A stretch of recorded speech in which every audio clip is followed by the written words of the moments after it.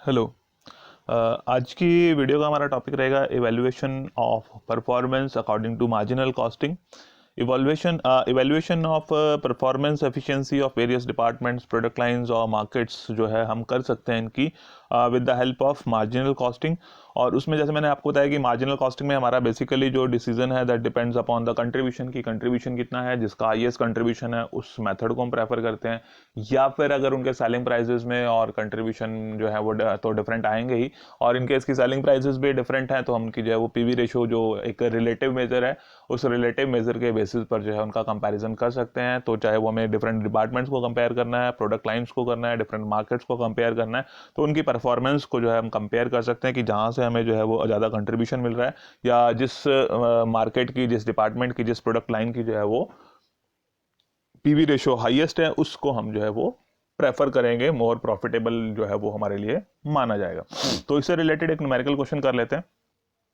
The management of company considers that product B one of its three main lines, कि जो है तीन product जो है वो कंपनी की तीन प्रोडक्ट लाइंस हैं, उसमें से जो है वो कंपनी को ऐसा लग रहा है कि जो उनका प्रोडक्ट बी है that is not profitable as the other two, with the result that no particular efforts are being made to push its sales.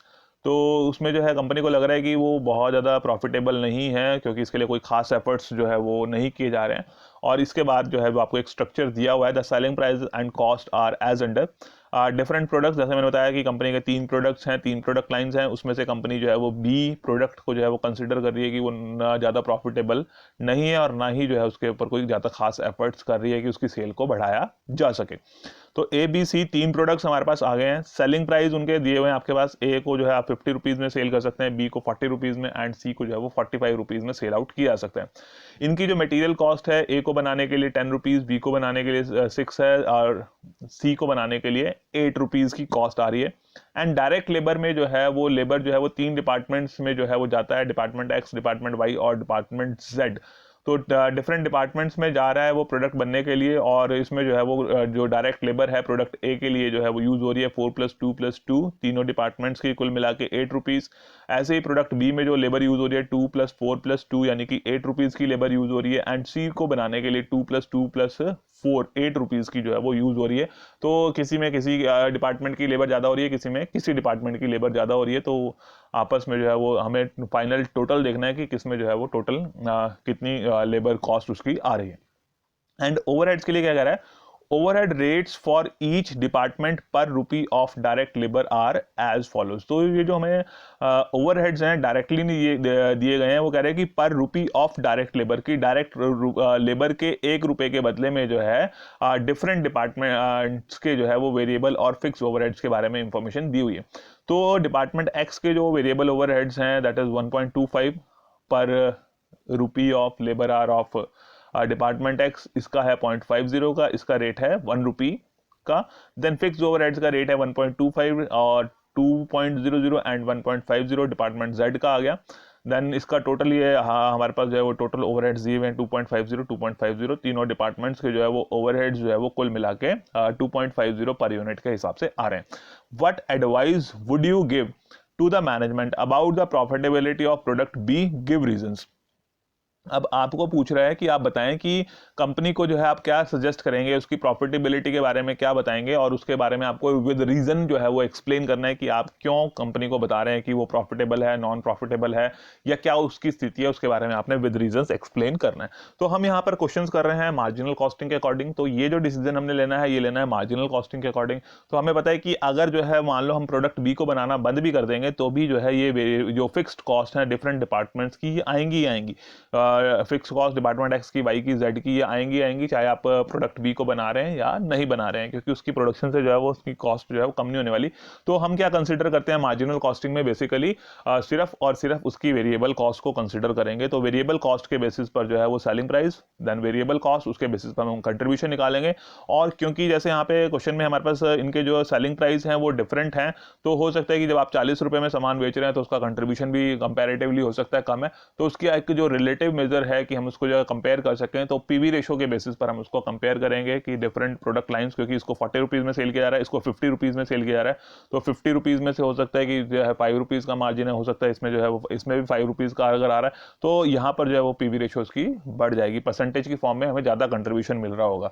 तो हम क्या करेंगे कि इनका जो है वो पीवी रेशो निकालते हैं, प्रोडक्ट ए, बी और सी, उसको कंपेयर करेंगे, उसके बेसिस पर कंपनी को सजेस्ट करेंगे कि कंपनी को जो है वो कंपनी का जो प्रोडक्ट बी है दैट इज प्रॉफिटेबल और नॉट, वो हम वहां पर डिसाइड करेंगे। तो इसके लिए अब एक प्रॉफिटेबिलिटी स्टेटमेंट बना लेते हैं अकॉर्डिंग टू मार्जिनल कॉस्टिंग।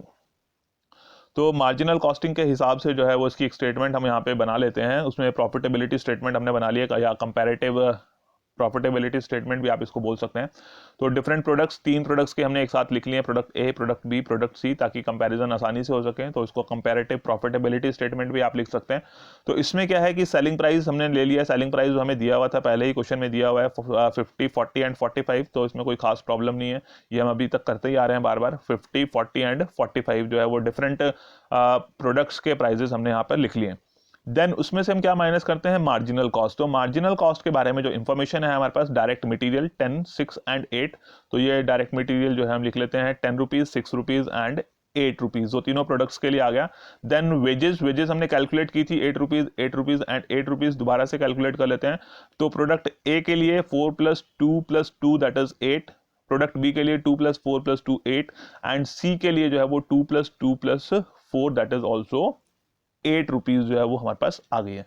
अब हमने कंसीडर करने हैं साथ में वेरिएबल ओवरहेड्स, जैसे मैंने बताया कि हम फिक्स ओवरहेड्स को कंसीडर नहीं करेंगे। तो अब हम देख लेते हैं कि डिफरेंट डिपार्टमेंट्स के वेरिएबल ओवरहेड्स कितने। यहाँ पे आप वेजेस में चाहें तो अलग अलग भी शो कर सकते थे कि डिपार्टमेंट एक्स का, डिपार्टमेंट वाई का, डिपार्टमेंट जेड का। तो जैसे इसमें यहाँ पर हमारे पास दिया हुआ था 4, 2, 2, तो उस तरह से आप अलग अलग भी शो कर सकते हैं। और हमने यहाँ पर जो है वो डिफरेंट डिपार्टमेंट्स की कुल मिला के जो टोटल वेजेस बनती है वो टोटल हमने डायरेक्ट भी लिख सकते हैं।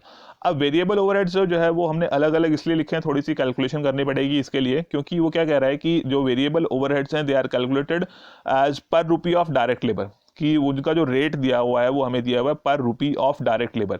यानी कि फॉर एग्जांपल कि प्रोडक्ट ए के लिए अगर जो है डिपार्टमेंट एक्स की जो लेबर है वो है 4 रुपीज़ की, डिपार्टमेंट एक्स की जो लेबर है प्रोडक्ट ए के लिए दैट इज़ 4 रुपीज़ की है। तो और इसके लिए कह रहा है कि जो डिपार्टमेंट एक्स का वेरिएबल ओवरहेड का रेट है दैट इज़ 1.25, 1 रुपए के कंपैरिजन में इसका जो रेट है that is 1.25, that means 4 multiplied by 1.25, यानी कि 5 रुपीज जो है वो ओवरहेड की कॉस्ट आएगी प्रोडक्ट ए के लिए डिपार्टमेंट एक्स की। तो वो हमने यहाँ पे लिख दी है, प्रोडक्ट एक्स के लिए, डिपार्टमेंट एक्स के लिए प्रोडक्ट ए की जो कॉस्ट आई है वेरिएबल ओवरहेड जो आए हैं वो 5 रुपीज़ के हैं। दूसरा निकाल लेते हैं, प्रोडक्ट ए के लिए ही निकालते हैं डिपार्टमेंट वाई। डिपार्टमेंट वाई की जो लेबर कॉस्ट है दैट इज ₹2, और डिपार्टमेंट वाई का जो रेट है दैट इज 0.50, 2 मल्टीप्लाइड बाय 0.50, कि 1 रुपए के लिए इतनी आ रही है तो 2 रुपए के लिए कितनी होगी, तो 2 मल्टीप्लाइड बाय 0.50, 2 को अगर आप 0.50 से मल्टीप्लाई करेंगे, product A department Y 2, and यहाँ पर जो है वो डिपार्टमेंट वाई का जो रेट है that is 0.50, 2 multiplied by 0.50 that is equal to 1। तो प्रोडक्ट ए के लिए डिपार्टमेंट वाई का आ गया 1। देन डिपार्टमेंट Z के लिए देख लेते हैं। तो A के लिए जो है वो डिपार्टमेंट Z के 2 आवर्स यूज हो रहे हैं, 2 रुपीज़ जो उसकी कॉस्ट आ रही है वो 2 रुपीज़ की है। तो 2 रुपीज़ की कॉस्ट के लिए वो कह रहा है कि जो है वो सेम 1 रुपी का ही रेट है उसका, तो 2 × 1 यानी कि 2 रुपी का रेट आ गया। तो ये different departments X, Y, Z, इसके लिए जो है वो प्रोडक्ट A की कॉस्ट इस तरह से हमने निकाल ली। सेम वे में जो है वो प्रोडक्ट B और C के लिए निकाल सकते हैं। तो एक बार रिवीजन का हो जाएगी आपकी, तो प्रोडक्ट B के लिए भी दिखा देता हूँ मैं आपको कि किस तरह से हमने कैलकुलेशन की हुई है। तो प्रोडक्ट B डिपार्टमेंट एक्स में जो है उसकी कॉस्ट आई है, लेबर कॉस्ट आई है 2 रुपीज़ की। तो पर रुपी ऑफ डायरेक्ट लेबर वो कह रहा है कि रेट जो है वो उसका डिपार्टमेंट एक्स का 1.25 है। तो 1.25 मल्टीप्लाइड बाय 2 कितना हो गया, that is equal to 2 multiplied by 1.25 that is equal to 2.50। तो 2.50 जो है वो डिपार्टमेंट एक्स के लिए यहाँ पर कॉस्ट आ गई है वेरिएबल ओवरहेड डिपार्टमेंट एक्स के। डिपार्टमेंट वाई के लिए निकालने हैं। तो डिपार्टमेंट वाई के लिए जो है डिपार्टमेंट वाई के जो है वो बी की जो डायरेक्ट लेबर की कॉस्ट थी वो 4 रुपीज़ की है, और इसमें जो है वो उनका रेट जो है वो 0.50 का है। तो 4 × 0.50 दैट इज इक्वल टू ₹2। 2। और डिपार्टमेंट Z के लिए हमने कैलकुलेट करना है, तो प्रोडक्ट B डिपार्टमेंट Z यानी कि 2 रुपीज़ उसकी कॉस्ट आई है, और इसका जो रेट है दैट इज़ 1 रुपी का है, तो 2 इंटू 2 जो है वो 2 रुपीज़ हो गया। सेम वे में जो है प्रोडक्ट सी के लिए निकाल सकते हैं। प्रोडक्ट सी के लिए निकालना है तो वो भी निकाल लेते हैं, चलो साथ ही। सी के लिए जो डिपार्टमेंट एक्स की जो लेबर की कॉस्ट है दैट इज़ 2, और रेट है इसका 1.25 पर रुपी ऑफ लेबर। तो 1 रुपये के लिए जो है वो 1.25 है, तो 2 रुपीज़ के लिए कितना हो जाएगा, 2 इंटू 1.25 दैट मीन्स 2.50। तो प्रोडक्ट सी के लिए डिपार्टमेंट एक्स का जो वेरिएबल ओवरहेड्स हैं वो 2.50। देन प्रोडक्ट सी के लिए ही डिपार्टमेंट वाई के लिए जो लेबर कॉस्ट है दैट इज़ ₹2, और ₹2 के हिसाब से जो है इसका वेरिएबल ओवरहेड्स हैं 0.50 के हिसाब से। 1 रुपये के लिए 0.50, तो 2 रुपये के लिए कितना हो जाएगा, 2 मल्टीप्लाइड बाई 0.50, और वो आ जाएगा आपका 1 रुपी। एंड डिपार्टमेंट Z के लिए अगर हमने कैलकुलेट करना है तो सी के लिए डिपार्टमेंट Z की जो कॉस्ट आ रही है labour cost that is 4 rupees, and 4 multiplied by 1 that is equal to 4। तो इस तरह से जो है वो डिफरेंट डिपार्टमेंट्स के आपने वेरिएबल ओवरहेड्स निकालने हैं। तो ये डिपेंड्स की क्वेश्चन टू क्वेश्चन डिपेंड करेगा कि आपको किस तरह से इंफॉर्मेशन दी हुई है इसके बारे में। हो सकता है कि वेरिएबल ओवरहेड्स जो है वो डायरेक्टली आपके पास दिए हो कि प्रोडक्ट ए के लिए 8 रुपीज़ हैं, इसके लिए 7 रुपीज़ हैं, इसके लिए 6 रुपीज़ है, जो भी है डिपेंड्स कि क्वेश्चन में आपको किस तरह से इंफॉर्मेशन दी है उसके अकॉर्डिंगली हमें कैलकुलेशन करनी पड़ती है। तो यहाँ पर जो है ये वेरिएबल ओवरहेड्स जो है हमें बताए हुए थे कि ये पर रुपी ऑफ डायरेक्ट लेबर है, यानी कि डायरेक्ट लेबर की कॉस्ट अगर 1 रुपया आती है तो इस डिपार्टमेंट के जो है वो ओवरहेड्स जो है वो इतने आएंगे, इसके इतने आएंगे और इसके इतने आएंगे। फिक्स्ड ओवरहेड्स को हम कंसीडर नहीं कर रहे हैं क्योंकि हम जो है वो मार्जिनल कॉस्टिंग के अकॉर्डिंगली हमने डिसीजन लेना है। तो ये हमारे पास जो है वो मार्जिनल कॉस्ट आ गई, material, wages and variable overheads, और कुल मिला के जो है वो टोटल वेरिएबल ओवरहेड्स आपके पास आ गए 26। प्रोडक्ट बी के लिए जो है वो मार्जिनल कॉस्ट आ गई आपकी 20.50, एंड प्रोडक्ट सी के लिए जो टोटल मार्जिनल कॉस्ट है दैट इज 23.50। अब हम क्या है कंट्रीब्यूशन निकाल लेते हैं, and contribution is selling price minus marginal cost. Selling price minus variable cost कह लो या उसको मार्जिनल कॉस्ट कह लो। तो selling price minus variable cost या मार्जिनल कॉस्ट वो माइनस कर देंगे। 50 minus 26 that is equal to 24, and 40 minus 20.50 that is equal to 19.50, and 45 minus 23.50 that is equal to 21.50। तो ये हमारे पास कंट्रीब्यूशन आ गया है। बट अगर हम यहाँ पे देखते हैं तो कंट्रीब्यूशन हमें यहाँ पे है प्रोडक्ट बी का जो है वो सबसे कम दिखाई दे रहा है। तो इसीलिए शायद से हो सकता है कि कंपनी को लग रहा है कि जो कंपनी का प्रोडक्ट बी है वो बहुत कम प्रॉफिटेबल है या नॉन प्रॉफिटेबल है या प्रॉफिटेबल नहीं है। बट कंट्रीब्यूशन आ रहा है यहाँ से, तो दैट मीन्स कि वो प्रॉफिटेबल तो है कंपनी के लिए। बट जैसे मैंने बताया था कि इनके क्योंकि सेलिंग प्राइस जो है वो डिफरेंट है, तो कंपैरिजन जो है वो इस बेसिस पर जो है उतना अच्छे से नहीं हो पाएगा कंट्रीब्यूशन के बेसिस पर, क्योंकि कंट्रीब्यूशन जो है वो एक एब्सोल्यूट मेजर हो गया। तो सेलिंग प्राइस डिफरेंट होने की वजह से क्या है कि हम क्या करेंगे, इनका जो है वो पीवी रेशियो निकालेंगे ताकि हमारे पास रिलेटिव मेजर आ जाए और कंपेरिजन जो है वो अच्छे से किया जा सके। तो डिफरेंट जो तीनों प्रोडक्ट्स हैं उन तीनों प्रोडक्ट्स के लिए पीवी रेशियो कैलकुलेट कर लेते हैं। पीवी रेशियो का जो फॉर्मूला है that is contribution divided by sales multiplied by 100। Contribution divided by sales multiplied by 100, जैसे आपको पता है ये फॉर्मूला बताइए आपको तो कि सेल्स का कितना परसेंट जो है वो कंट्रीब्यूशन हमें मिल पा रहा है। तो प्रोडक्ट ए के लिए देख लेते हैं।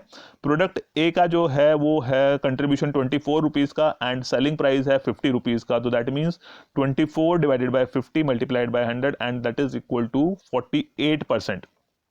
प्रोडक्ट बी के लिए 19.50 कंट्रीब्यूशन है and selling price per unit जो है वो आपके पास 40 रुपीज़ है। तो 19.50 डिवाइडेड बाय 40.00 मल्टीप्लाइड बाय 100 48.75% हो गया। एंड प्रोडक्ट सी के लिए जो है वो हो गया आपके पास 21.50 एंड डिवाइडेड बाय 45। तो 1.50 कंट्रीब्यूशन है, सेलिंग प्राइस 45 रुपीज़ का है, multiplied by 100 that is equal to 47.77%। और अब अगर हम जो है इसकी पीवी रेशियो को कंपेयर करते हैं तो कंपेयर करने से देख सकते हैं हम कि प्रोडक्ट बी उसकी तो जो पीवी रेशियो है दैट इज हाईएस्ट, वो सबसे ज़्यादा है। As the PV ratio of product B is the highest, it is the most profitable product line. कि जो कंपनी को ऐसा लग रहा था कि प्रोडक्ट बी जो है वो ज़्यादा प्रॉफिटेबल नहीं है, नॉट प्रॉफिटेबल, तो ऐसा नहीं है। अगर हम उसकी पीवी रेशियो देखते हैं that is highest, that means कि ये तो प्रोडक्ट ए और सी के कंपैरिजन में जो है उन दोनों से भी ज़्यादा जो है वो कंपनी के लिए प्रॉफिटेबल प्रोडक्ट है as compared to A and C, तो कंपनी को जो है वो उसको कंटिन्यू करना चाहिए और इस प्रोडक्ट को कंटिन्यू करना चाहिए, और ये प्रोडक्ट जो है वो बाकी दोनों प्रोडक्ट से ज़्यादा अच्छा परफॉर्म कर रहा है क्योंकि इसकी पीवी रेशो जो है वो हाईएस्ट है, PV ratio of product B is highest. तो ये आपको सजेस्ट करना है, बाद में बताना है, क्योंकि उसने पूछा है आपसे कि आप बताएं कि प्रोडक्ट बी जो है वो प्रॉफिटेबल है या नहीं, साथ में रीज़न देना है। तो रीज़न यही है कि उसकी जो पीवी रेशो है, क्योंकि यहाँ से कैलकुलेट करने से, सिर्फ कैलकुलेट करने से नहीं पता लगेगा, आपको इंटरप्रेट भी करना पड़ेगा, बताना भी पड़ेगा।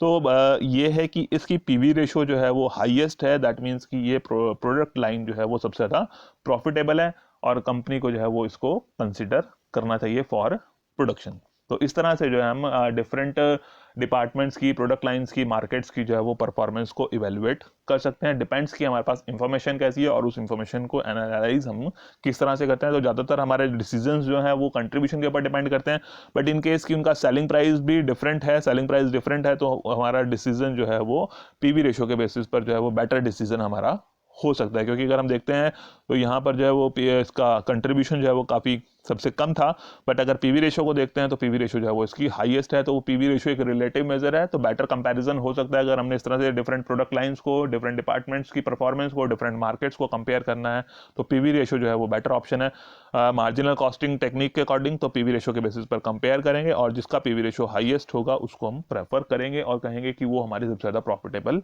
प्रोडक्ट लाइन है, डिपार्टमेंट है या वो मार्केट है। ओके, आज की वीडियो में इतना ही है। Thank you.